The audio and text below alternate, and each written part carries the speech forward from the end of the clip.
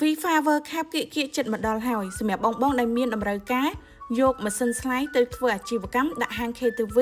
ឡាយបាទាត់ជាដើមប្រភេទនេះគឺល្អប្រើមែនតើកម្រិតពលឺក៏ភ្លឺមាត់ស្អាតថែមទៀតហើយលក្ខណៈពិសេសលើពីនេះទៅទៀតនោះប្រភេទនេះគឺ full option មាន Wi-Fi Bluetooth YouTube Netflix នៅក្នុងម៉ាស៊ីនស្រាប់ផ្ទាល់តែម្ដងយើងចង់ភ្ជាប់មួយទូរស័ព្ទបានគ្រប់សេរីមិនថាទូរស័ព្ទ Android ឬ iOS ហើយតាក់ទងនឹងសលេងគឺមាននៅក្នុងម៉ាស៊ីនស្រាប់បងចង់ Bluetooth ទៅបាសខាងក្រៅទៀតក៏បានដែរបងមានចង្អុលអាចឆាតសួរខលសួរបានឬមួយបងមានពេលចង់មកមើលមកតេស្តមកទិញដល់ទីតាំងផ្ទាល់ជាក់ស្ដែងក៏បានអរគុណច្រើន